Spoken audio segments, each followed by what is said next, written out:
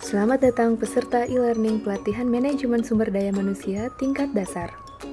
Pelatihan ini memiliki tujuan untuk meningkatkan pengetahuan, keterampilan, dan sikap para pegawai dalam menyelesaikan proses administrasi kepegawaian aparatur sipil negara pada Satuan Kerja Unit Eselon 1 di lingkungan Kementerian Keuangan.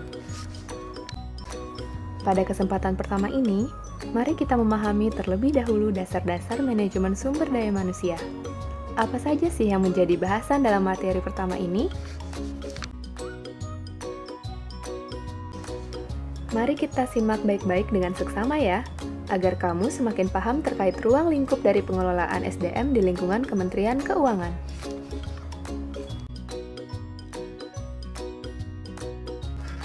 Agenda yang akan kita pelajari pada materi dasar-dasar manajemen SDM ini antara lain: yang pertama, dasar-dasar manajemen SDM. Kita akan membahas tentang pengertian, tujuan, dan ruang lingkup manajemen SDM. Yang kedua, regulasi SDM aparatur sipil negara. Yang ketiga, pengelolaan kompetensi dan pengembangan SDM aparatur sipil negara. Dasar-dasar manajemen SDM. Apa itu manajemen sumber daya manusia?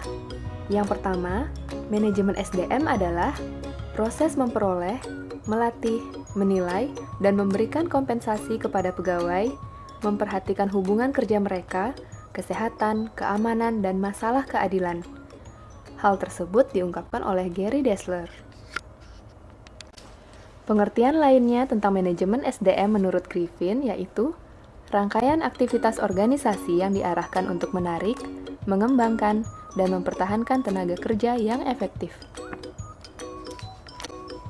Dari dua pengertian di atas, bisa ditarik kesimpulan bahwa manajemen SDM berbicara tentang bagaimana suatu organisasi mengelola sumber daya manusia, mulai dari seorang pegawai masuk sampai pegawai tersebut keluar.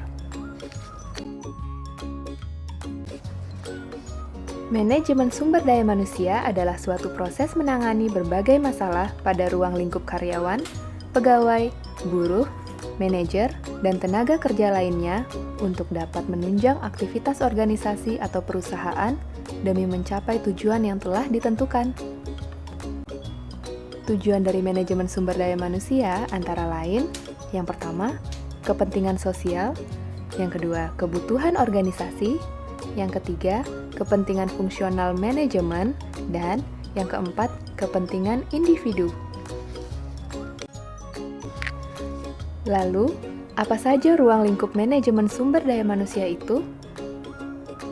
Ruang lingkup manajemen sumber daya manusia, yang pertama, perencanaan atau planning, yang kedua, pengarahan atau directing, yang ketiga, pengorganisasian atau organizing, dan yang keempat, pengendalian atau controlling.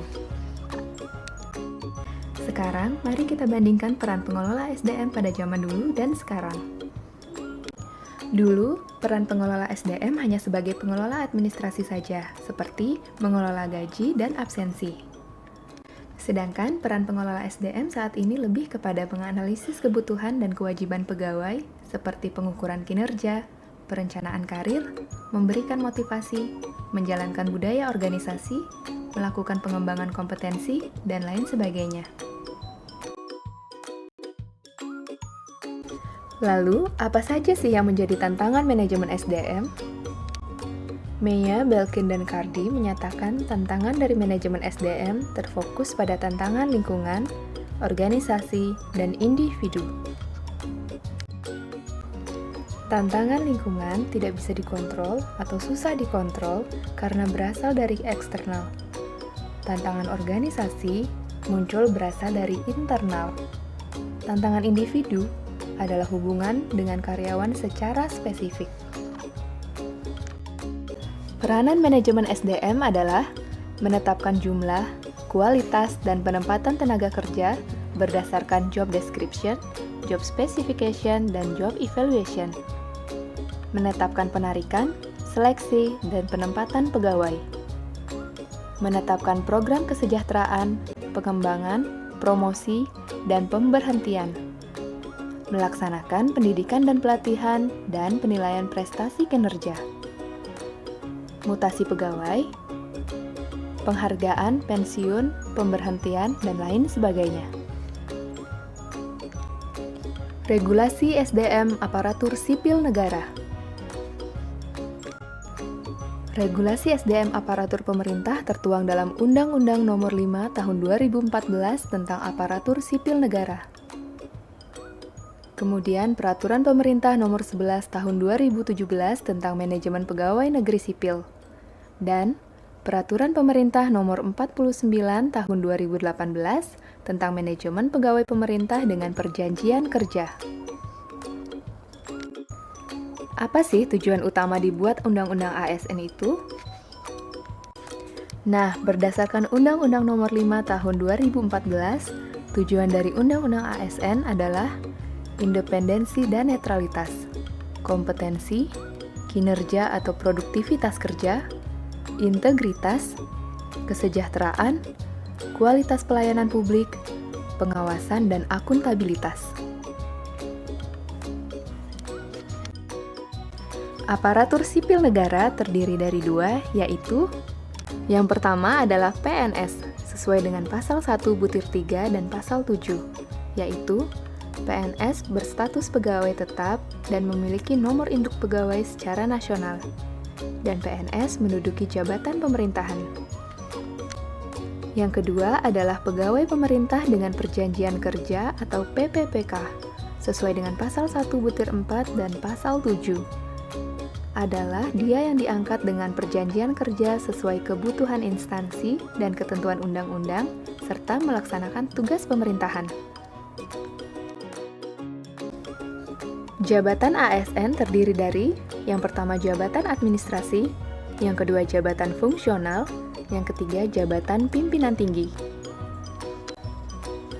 Jabatan administrasi, di mana jabatan administrasi terdiri menjadi 3 jabatan lagi, yaitu jabatan administrator, memimpin pelaksanaan seluruh kegiatan pelayanan dan administrasi. Jabatan pengawas, mengendalikan pelaksanaan kegiatan. Jabatan pelaksana, melaksanakan kegiatan pelayanan dan administrasi pemerintahan dan pembangunan. Jabatan fungsional, di mana jabatan fungsional terdiri dari jabatan fungsional keahlian, seperti ahli utama, ahli madya, ahli muda, dan ahli pertama. Jabatan fungsional keterampilan terdiri dari penyelia, mahir, terampil, dan pemula. Jabatan pimpinan tinggi terdiri dari jabatan pimpinan tinggi utama, jabatan pimpinan tinggi madya, dan jabatan pimpinan tinggi pratama. Berfungsi memimpin dan memotivasi setiap pegawai ASN melalui kepeloporan, pengembangan, kerjasama, dan keteladanan. Apa saja yang menjadi hak pegawai ASN? Untuk PNS, berhak memperoleh gaji, tunjangan, dan fasilitas, cuti, jaminan pensiun dan jaminan hari tua, perlindungan, dan pengembangan kompetensi. Dan untuk PPPK, berhak memperoleh gaji dan tunjangan, cuti, jaminan hari tua, perlindungan, dan pengembangan kompetensi. Yang membedakan antara PNS dan PPPK adalah PPPK tidak mendapatkan jaminan pensiun.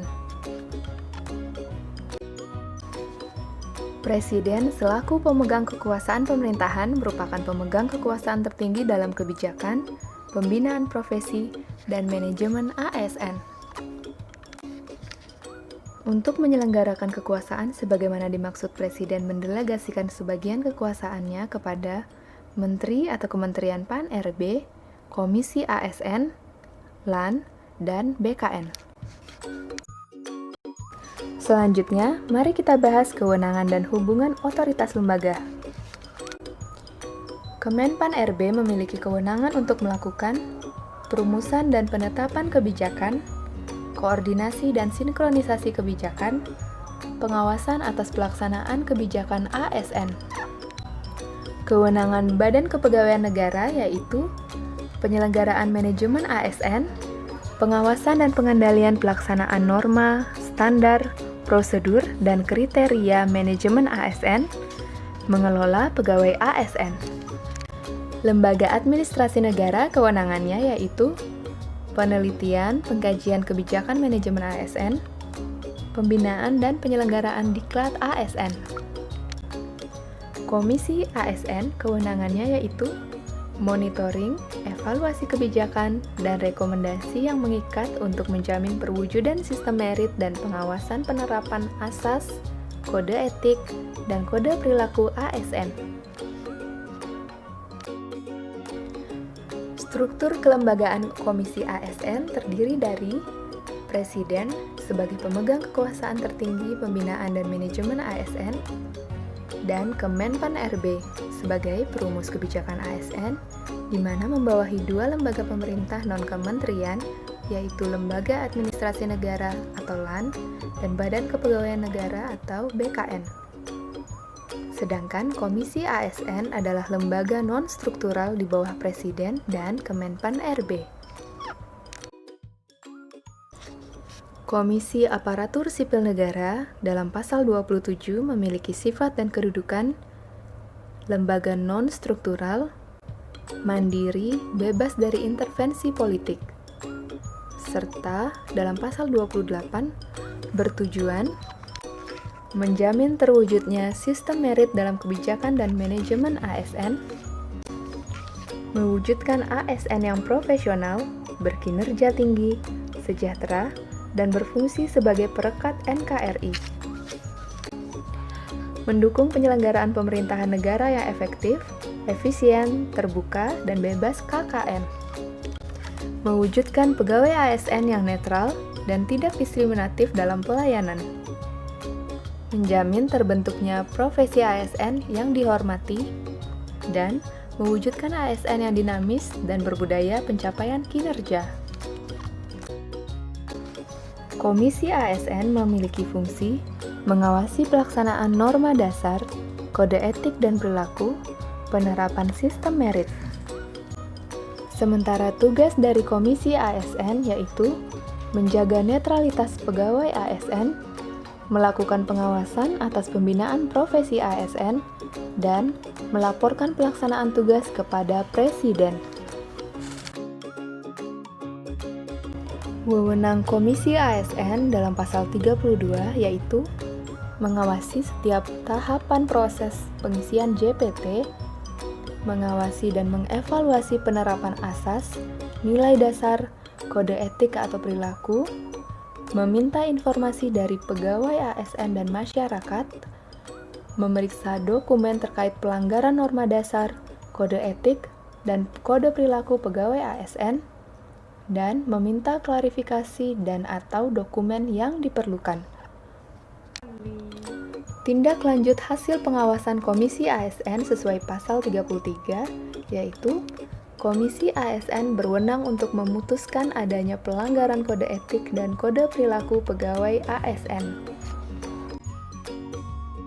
Presiden selaku pemegang kekuasaan tertinggi pembinaan ASN dapat mendelegasikan kewenangan menetapkan pengangkatan, pemindahan tugas, dan pemberhentian pejabat selain pejabat pimpinan tinggi utama dan madya, dan pejabat fungsional keahlian utama kepada Menteri di Kementerian, pimpinan lembaga di LPNK, Sekretaris Jenderal di Sekretariat Lembaga dan LNS, Gubernur di Provinsi, dan Bupati atau Wali Kota di Kabupaten atau Kota. Pejabat pembina kepegawaian adalah pejabat yang mempunyai kewenangan menetapkan pengangkatan, pemindahan, dan pemberhentian pegawai ASN dan pembinaan manajemen ASN di instansi pemerintah sesuai dengan ketentuan peraturan perundang-undangan. Pengelolaan kompetensi dan pengembangan SDM. Diklat Prajabatan atau sekarang disebut dengan pelatihan dasar CPNS, di mana setiap CPNS wajib mengikuti pelatihan dasar tersebut dalam 1 tahun masa percobaan sebagai calon pegawai negeri sipil. Pengembangan karir. Pengembangan karir dilakukan berdasarkan kualifikasi, kompetensi teknis, manajerial, sosial kultural, penilaian kinerja, dan kebutuhan instansi pemerintah. Dilakukan dengan mempertimbangkan integritas dan moralitas. Kompetensi. Kompetensi terdiri dari kompetensi manajerial, teknis, dan sosial kultural. Kompetensi manajerial diberikan kepada yang pertama, khusus bagi ASN yang menduduki jabatan manajerial atau dominan dan pegawai ASN lainnya. Yang kedua, diukur dari tingkat pendidikan, pelatihan struktural atau manajemen, dan pengalaman kepemimpinan. Kompetensi teknis diberikan yang pertama, bagi seluruh pegawai ASN. Yang kedua, diukur dari tingkat dan spesialisasi pendidikan, pelatihan teknis fungsional, dan pengalaman bekerja secara teknis. Kompetensi sosiokultural diberikan yang pertama, bagi seluruh pegawai ASN. Yang kedua, diukur dari tingkat dan spesialisasi pendidikan, pelatihan teknis fungsional, dan pengalaman bekerja secara teknis. Pengembangan kompetensi sebagai hak pegawai ASN bisa berupa pendidikan dan pelatihan, seminar, kursus, penataran, praktik kerja, pertukaran PNS dan swasta. Instansi pemerintah wajib menyusun rencana pengembangan kompetensi dan tertuang dalam rencana kerja anggaran tahunan instansi, melaksanakan, dan melakukan evaluasi. Promosi PNS. Setiap PNS yang memenuhi syarat mempunyai hak yang sama untuk dipromosikan ke jenjang jabatan yang lebih tinggi. Promosi PNS dilakukan berdasarkan perbandingan objektif antara kompetensi, kualifikasi, persyaratan yang dibutuhkan oleh jabatan, penilaian atas prestasi kerja, kepemimpinan, kerjasama, kreativitas, dan pertimbangan dari tim penilai kinerja PNS pada instansi pemerintah. Promosi pejabat administrasi dan pejabat fungsional PNS dilakukan oleh pejabat pembina kepegawaian setelah mendapatkan pertimbangan dari tim penilai kinerja PNS pada instansi yang dibentuk oleh pejabat yang berwenang. Sekarang, mari kita bahas tentang mutasi PNS. Setiap PNS dapat dimutasi tugas dan atau lokasi dalam satu instansi pusat, antar instansi pusat, satu instansi daerah, antar instansi daerah, antar instansi pusat dan instansi daerah, dan keperwakilan NKRI di luar negeri. Dilakukan oleh PPK dalam wilayah kewenangannya. Perpindahan PNS antar kabupaten atau kota dalam satu provinsi ditetapkan oleh gubernur setelah memperoleh pertimbangan kepala BKN. Mutasi PNS antar provinsi ditetapkan oleh Menteri Dalam Negeri setelah memperoleh pertimbangan kepala BKN. Mutasi PNS daerah ke instansi pusat atau sebaliknya ditetapkan oleh pejabat yang berwenang setelah mendapatkan pertimbangan teknis dari kepala BKN. Mutasi PNS antar instansi pusat ditetapkan oleh kepala BKN. Mutasi PNS dilakukan dengan memperhatikan prinsip larangan konflik kepentingan. Pembiayaan sebagai dampak mutasi dibebankan pada APBN dan APBD. Berikut adalah siklus penilaian kinerja. Silakan diperhatikan dengan seksama ya.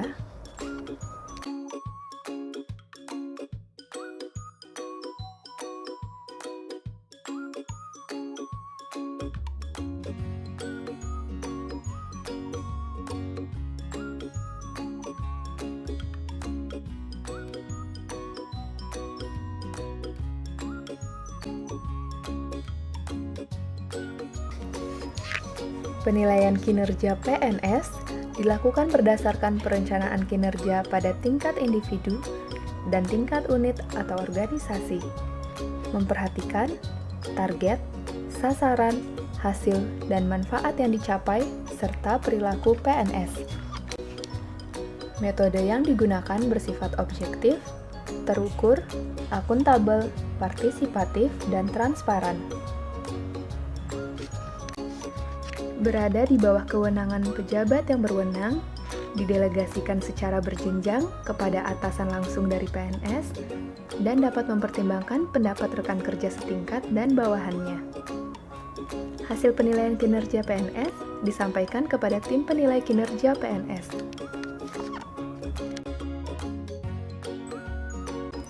Manajemen pegawai pemerintah dengan perjanjian kerja.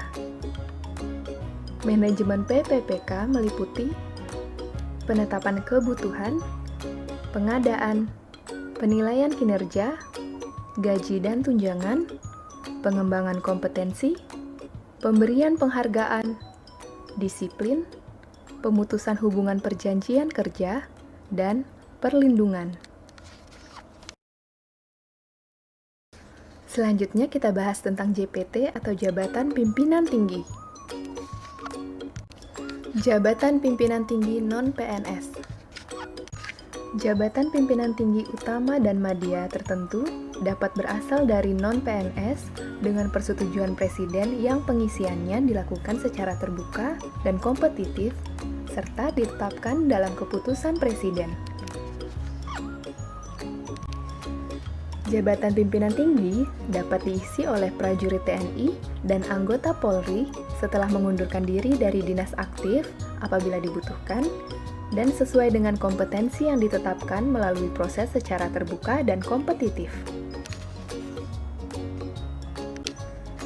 Jabatan pimpinan tinggi di lingkungan instansi pemerintah tertentu dapat diisi oleh prajurit TNI dan anggota Polri sesuai dengan kompetensi berdasarkan ketentuan peraturan perundang-undangan.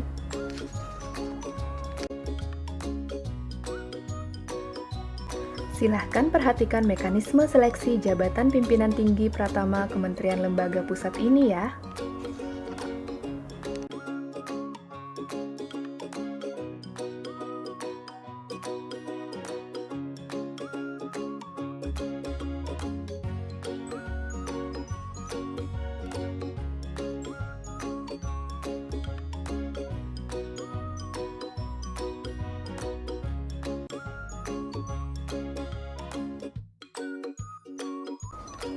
Pola karir jabatan pimpinan tinggi. Diduduki maksimal selama 5 tahun. Pejabat yang habis masa jabatannya harus mengikuti seleksi atau uji kompetensi kembali untuk menduduki jabatan yang sama pada periode berikutnya. Pejabat yang bersangkutan harus memenuhi target kinerja yang diperjanjikan dengan atasan. Pejabat yang tidak memenuhi kinerja yang diperjanjikan dalam waktu 1 tahun pada suatu jabatan diberikan kesempatan selama 6 bulan untuk memperbaiki kinerjanya. Dalam hal pejabat sebagaimana dimaksud tidak menunjukkan perbaikan kinerja, maka pejabat yang bersangkutan harus mengikuti seleksi ulang uji kompetensi kembali. Dari hasil seleksi ulang tersebut, pejabat yang bersangkutan dapat dipindahkan pada jabatan lain sesuai dengan kompetensi yang dimiliki atau ditempatkan pada jabatan yang lebih rendah.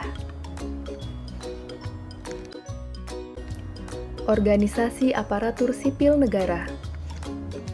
Kedudukan organisasi ASN sebagai wadah korps profesi pegawai ASN Republik Indonesia untuk menyalurkan aspirasinya. Tujuannya untuk menjaga kode etik profesi dan standar pelayanan profesi ASN, dan mewujudkan jiwa korps ASN sebagai pemersatu bangsa.